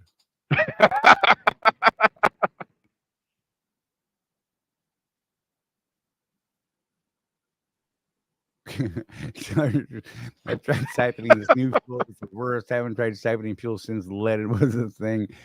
Good Lord, you're going back, bro. Like you just broke something. They're like, what's leaded? What is? You know what's funny is that they even bothered to list the fact that it's unleaded. Anymore, yeah. Right? I don't know. Right? Whatever. Yeah, like, oh my gosh, you're old. I'm just throwing that out there. Thank you. Oh, I got a thing going on. This is going to be awesome. I'm going to have my 3rd migraine of the day before the night is over. So that's pretty fantastic. I got something to look forward to. Can't take another shot. I already took 2 shots today. Woke up, had to take a shot. Had one at 3:00. I'm hosed. But it's all good. You want to know why? Because I am upright, I am breathing, my family is safe, and I've actually got a place to sleep tonight. Our house is livable. It's not comfortable, but it is livable. Yep. There you go. Find the positive moments, y'all.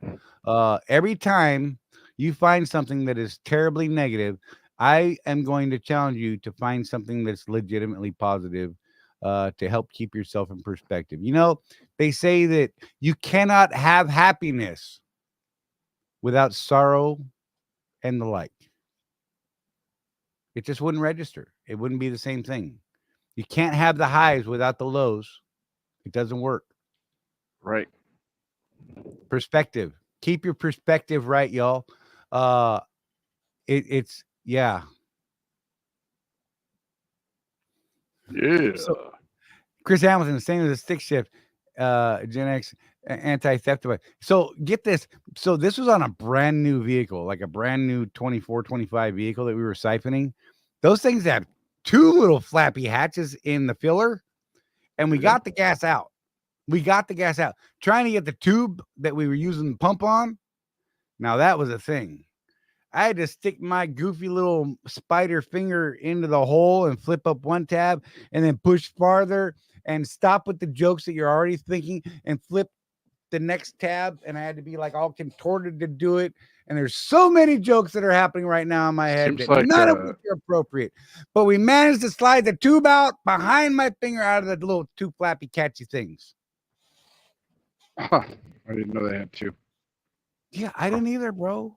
Whoever would have stuck their finger in to find out? Come on. Not me, not normally. Seems I like didn't you want could the lose a damn- finger doing that, Charlie. Right? I didn't want the tube to fall inside and like cut through the tube and dump it in the tank. The car is dead. Is actually officially as of today, that brand new car has been officially totaled by my brother's insurance. We have 2 more to get sorted out by insurance. We have 3 dead cars.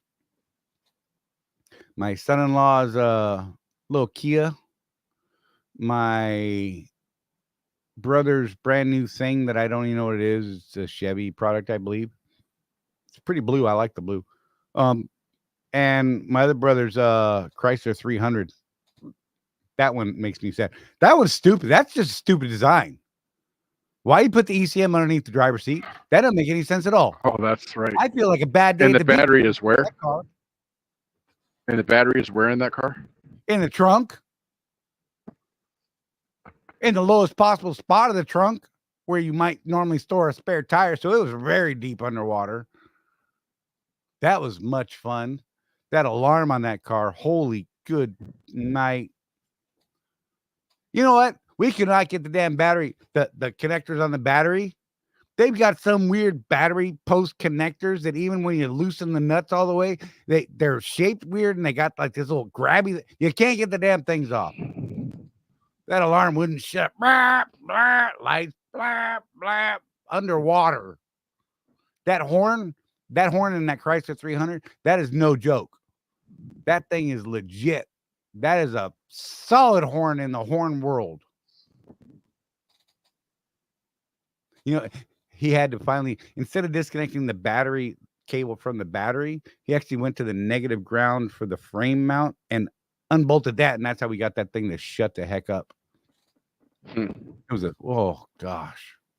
On the bright side, Chris Hamilton said, on the bright side, if any of your firearms got wet, you can take out your frustrations by test firing all of them. I wish I could. Unfortunately, all of my firearms have been lost in the boating accident, which occurred within my home.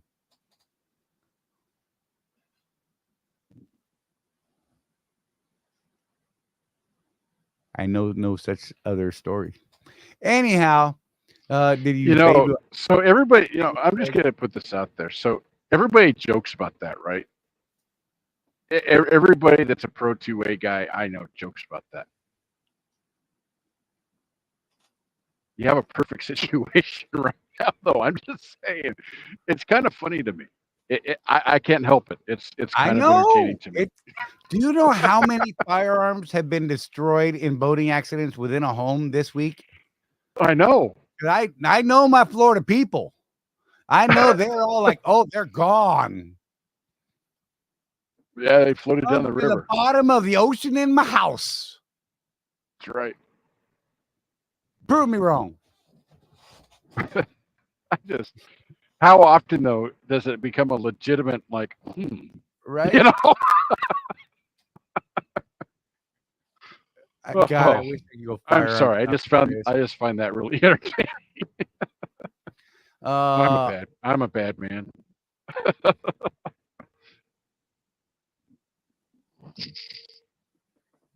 Mm-hmm. Timothy Ransom, that's how high the water get. What?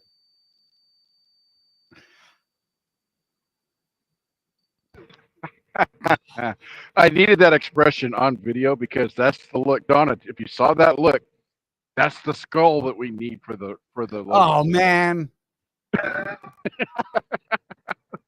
Wait, I better be higher. Do it again. Got to get the whole look.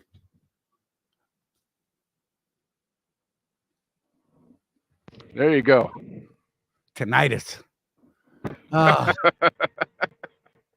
How high did the water get in your house, Charlie? Anywhere from a couple of inches to about 1.5 feet, almost 2 feet. 2 feet.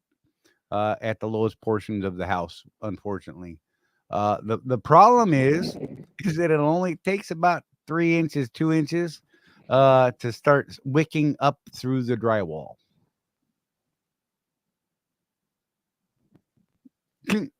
Look what you're doing, Jeff.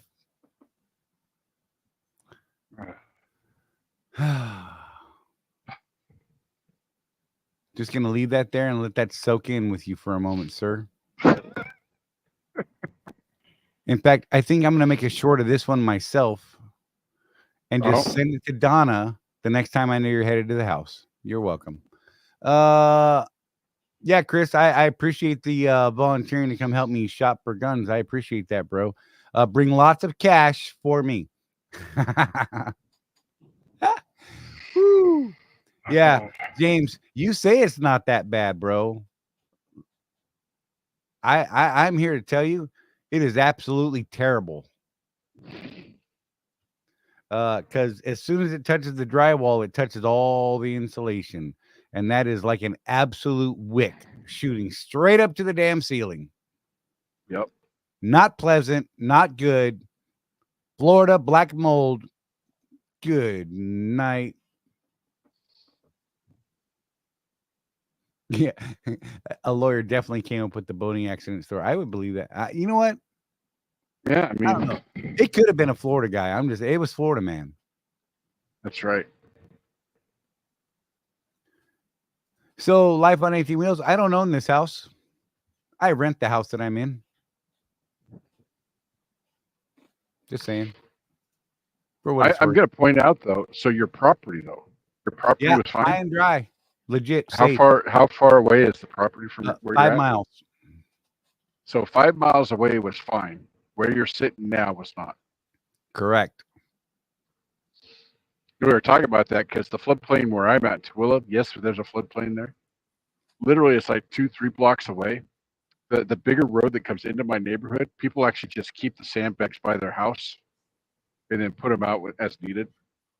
Because during the runoff, if we have a really bad runoff season, that street literally becomes a river. But it's literally like 2 blocks away, maybe 3, I can't remember. It's 2 or 3 blocks away. River, and then another 2 or 3 blocks away, nothing. It's just this little. Right. James, I know you just rebuilt after a fire, sir. I'm not going to compare fish stories here or try and lessen your thing or make mine any worse. I can tell you that I wish my house had burnt down. Yeah. So how's your muscles, Charlie? Because I know you had to like remove carpet and all sorts of stuff that I mean, you know, we have this kind of arms, but not this kind of arms anymore. I'm a damn wreck. That and the leg cramps I was getting because I was constantly in water. Oh, right. For a couple of days. That was fun. I will, Jeff, you'll appreciate this. I was changing my socks multiple times a day. Good. And then putting my dry socks back in wet shoes. You know the drill. Yep. It absolutely helped. No blisters on my feet. My feet were well taken care of. I had a medic here in the house just in case things went wonky. Just saying. He approved of my rotation. Nice. Yeah. I cheaper. I think it would be cheaper had it burnt down.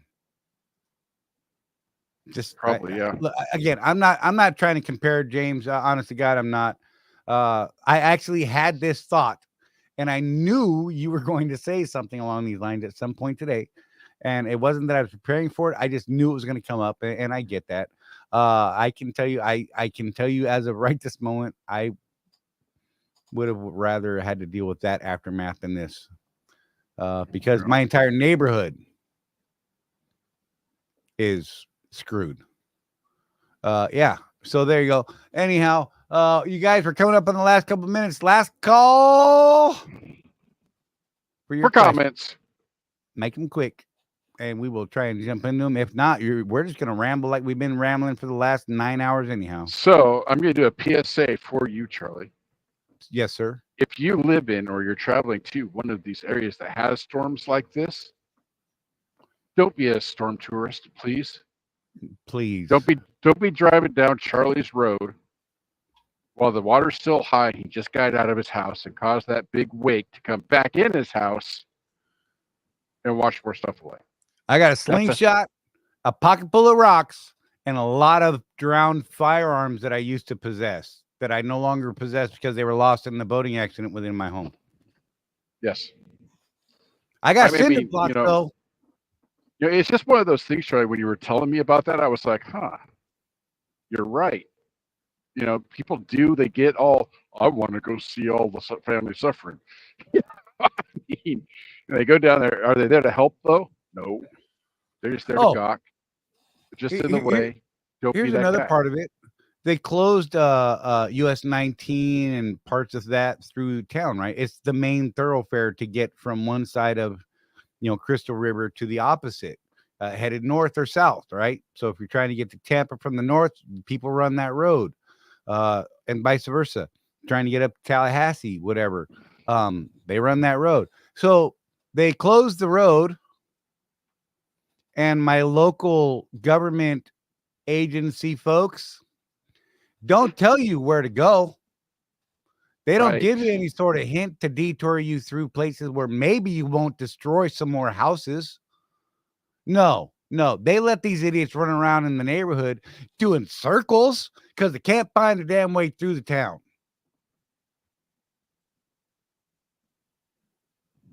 Dang. God knows. I thought about it too late. I was telling my brother and my son, I'm like, you guys need to get out of that corner, put on a safety vest, of course, first. And with a sign that says, which direction you headed, I can guide you out for $5. Because we knew an absolute way around the flooded. There was an absolute way. Well, a couple of days later, there was an absolute way to get through the closed area of 19. And we knew it, and we knew it well. And it was a little tricky. But I could have given you a quick little map that would have got you through no puddles or anything. It's weird. Anyhow, I thought about it too late because I'd have charged them people. Make back a couple bucks somehow. Kristen, I'm on fire. Sorry for your ears, Pope. Some people enjoy others' misery. Yeah, I don't get that. Even people I don't like, I hate to hear bad things in their life. Right. I don't wish ill upon anyone. Well, there may be a couple people on the planet. Hitler would be deserving of such a thing. Just saying. Already have done. Just saying. But for the most part, the average Joe, I'm not wishing ill upon them. I don't want bad things to happen to people. I don't care how much I dislike you. Hate, now that's a different, we might have to talk about some things. I try not to carry hate in my heart. Hate will destroy you and ruin your heart. I'm just saying. I'm going to pain management tomorrow. I don't even know how to process that yet either. I'm hoping they're just going to stick a needle in my neck and call it done. Yeah. I'll let you guys know how that goes next week. That'll be interesting. Rosie and I are going back to work tomorrow. We're going to be running Target for the week. We're going to work a full week out there. And I don't know. Depending on how we burn up hours, we may still be on the road on Tuesday. But we'll be here, right here at 6 p.m. Eastern, one way or another. Come hell or high water, y'all. I just want you to know, I love all of you. I have love in my heart for you all. Even the haters. Even the people that like to talk trash. I have love in my heart. And I'm glad that you are able to hate on me or Jeff or us or whatever it is that you hate on so damn much. I've got love. You're annoying as all get out, but I've got love. Jeff, final word. Oh, are you done? Okay. You know what I'm going to say? Keep that Riverside down. Be safe out there. A lot of weird stuff happening right now. Just, keep your wits about you. There is nobody out here looking after us but us, y'all. Take care of each other. Seriously. And you know what? If you haven't done it today, call the ones you love. Let them know you love them. Let them know you're okay out here in the world. They're worrying about you. I'm worried about you. And buddy, check your people. Be safe, guys.